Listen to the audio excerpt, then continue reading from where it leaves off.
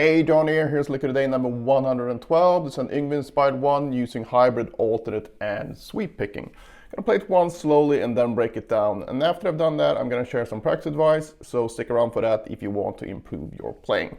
We start here on the 10th fret of the high E string.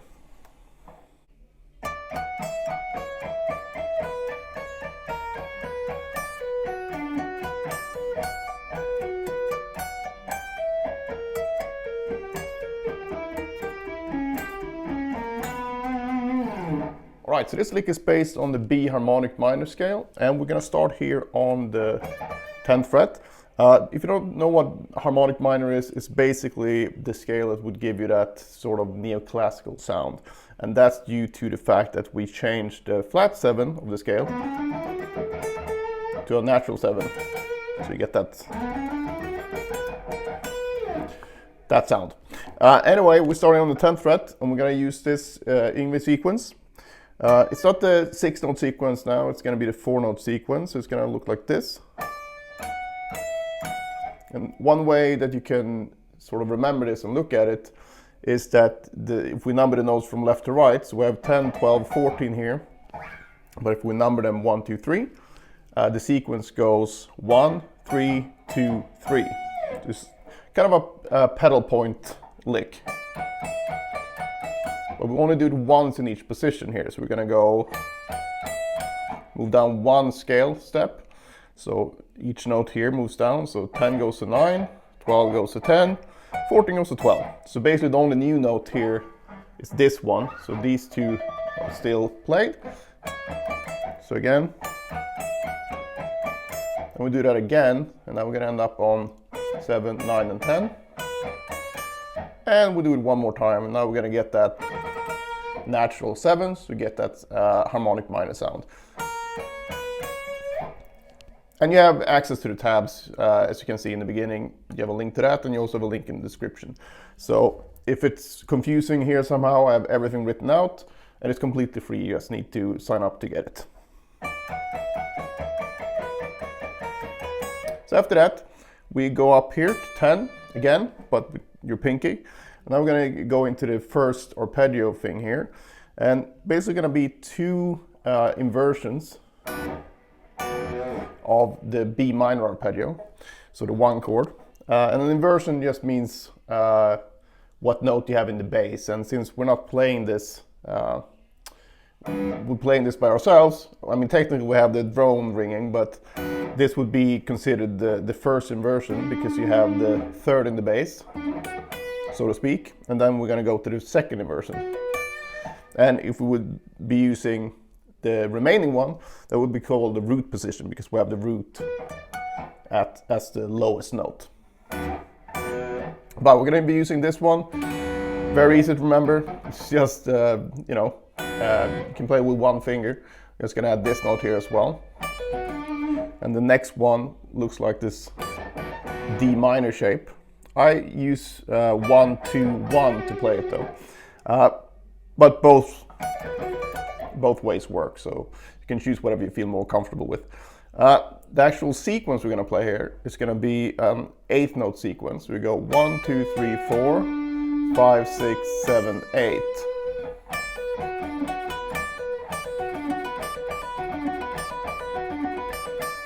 And we do that once in each position. So we go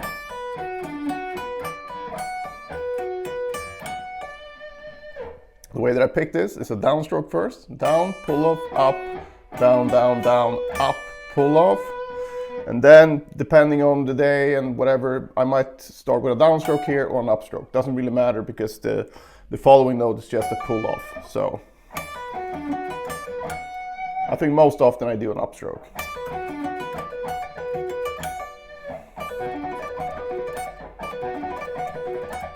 So you have that. And after that, this is picked exactly the same.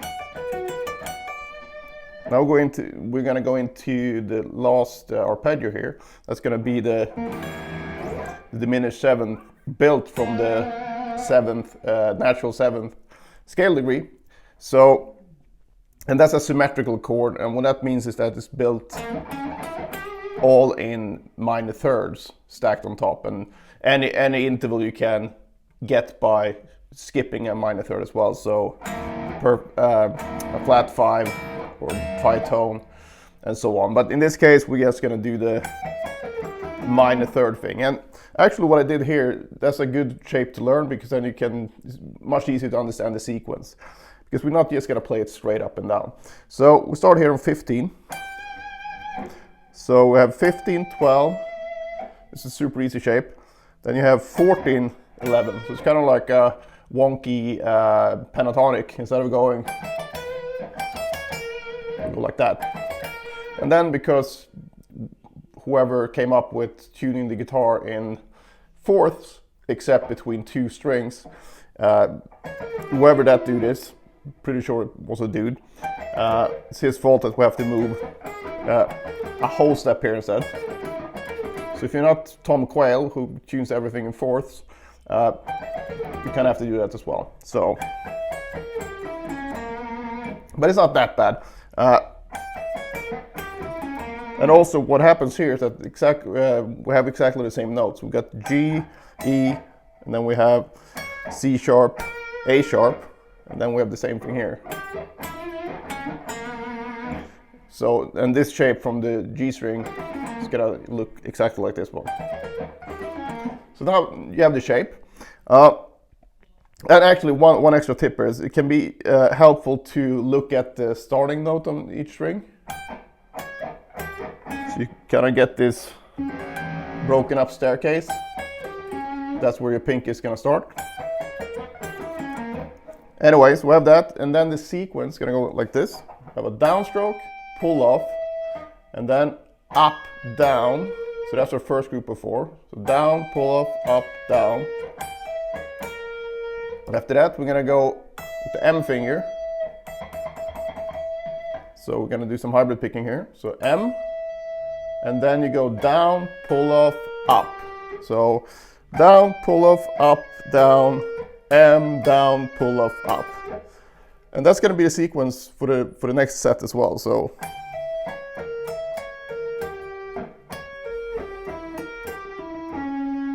right, so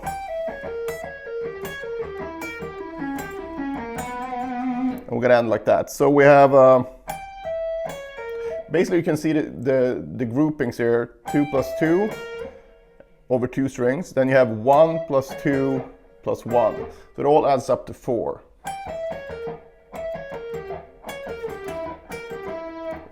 You have to change the fingering a bit here, again because of the tuning. But it's the same sequence just going down, and I use the same picking for everything here.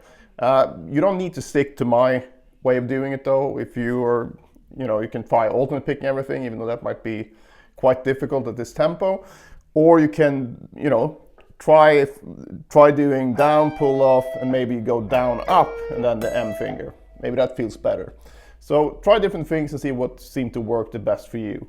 But why I include it exactly the way that I did it is you at least have one version that will work at this tempo. And I think that's important because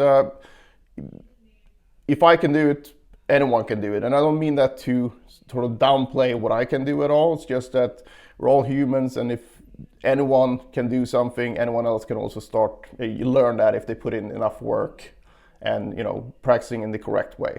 So I think it's important to see exactly how it was done. So I'm not putting up some, writing this out as alternate picking or whatever, and giving the impression that, oh, that's the way to do it. And then I haven't actually demonstrated that's how you can do it. But saying that, you can always find different ways of getting the same sound. So don't be afraid to experiment. All right, once again from the beginning.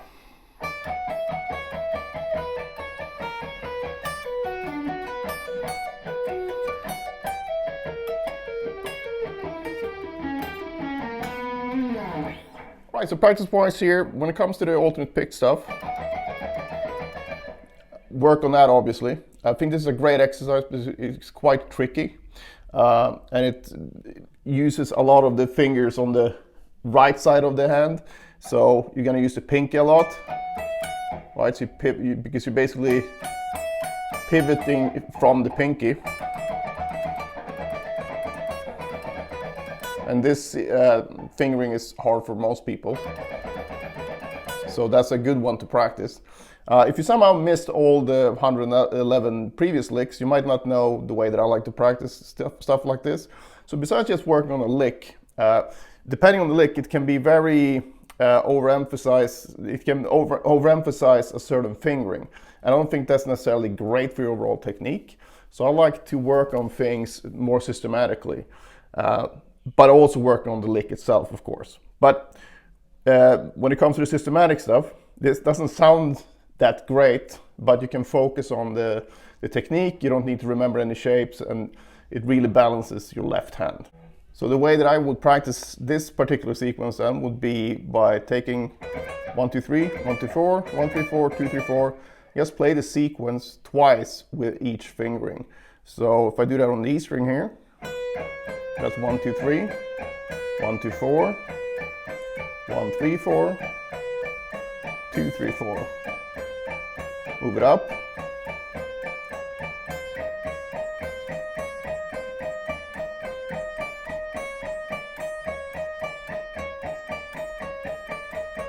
Kind of a weird thing here with, you get the same sound.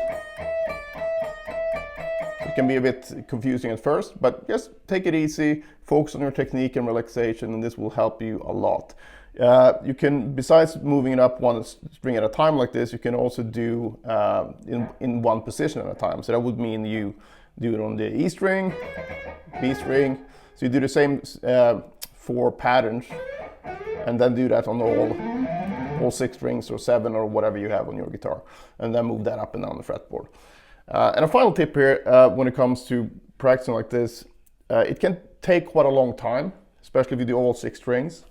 So if you don't have a lot of time, it can be a good idea to not do every fret, but one thing you can do is to cover the 1st to the 4th fret, and then you start on the 5th fret, 9th, 13th, 17th, and if you're really masochistic, you can also do 21 to 24. Super annoying, I rarely do that, and clearly not on this guitar. So I usually stop at 17.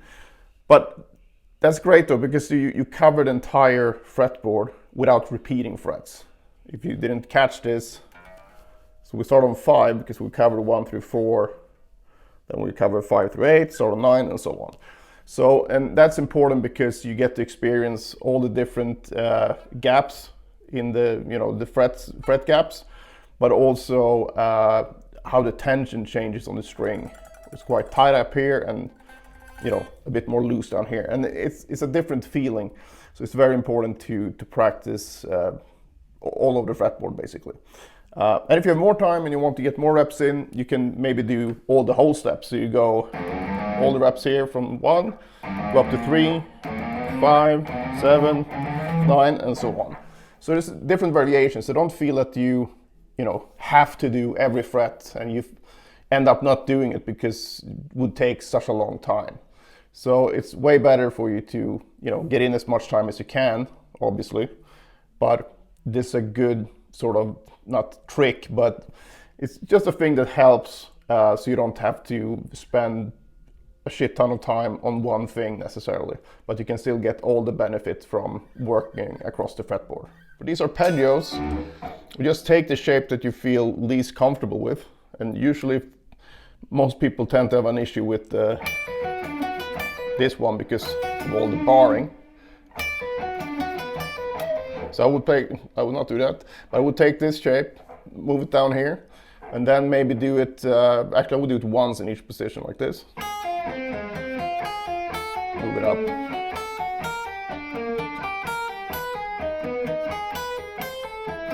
And really focusing on that separation of the notes. You don't want any of that. And also you wouldn't want to go, I've seen some students do that where they mute it with the right hand instead. And that's fine if you want that sound when you play, but I would still work on it without any right hand muting. And when I say that, I mean actually muting the string you're playing. You need to have a lot of right hand muting to not have things ringing.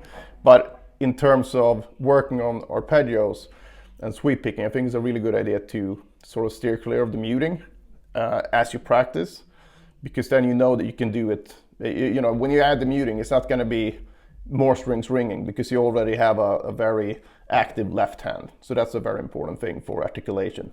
For the hybrid picking stuff, I would just take this sequence and repeat it. I know that sounds quite obvious, but I would do it like this.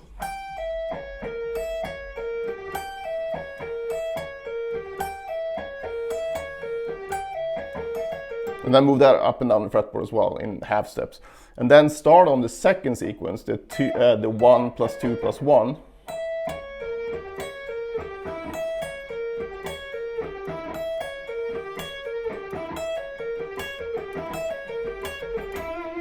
And then go from the middle strings here. And again, moving that up and down the fretboard for each. And that's a really good workout for your hybrid picking. A lot of this hybrid picking stuff is going to come down to timing, as with pretty much anything on guitar. But if you look at my M finger here, I'm not using it that often. But it needs to be at the place it should be at the time when it should be, because otherwise it won't work, right? So try to think about that and don't get freaked out when it sounds like a lot of notes coming at you and you think like, holy shit, I can't do that with my finger. If you actually look at it, you're gonna use the M finger once every 8 notes. And that's basically 2 beats of this whole thing. So you're basically using the M finger like this. If you have the tempo 1, 2, 3, 4, 1, 2, 3, 4, 1, 2, 3, 4. So it's not very scary when you look at it in that light. So whenever you see things that, you know, it sounds really fast, and it might be really fast, but if you look at what each individual component, fingers in this case, on the left hand and the right hand, it can make it quite a bit less scary by actually understanding what's happening and actually seeing that, oh, okay, I only need to use my pinky, you know, every 4 notes or whatever. And that can take a lot of the intimidation factor out of it and also help you a lot diagnosing what's going wrong with the phrase when you're practicing it. All right, that's it for this one. If you have any questions, just post them below. Otherwise, I hope you enjoyed it and see you in the next one.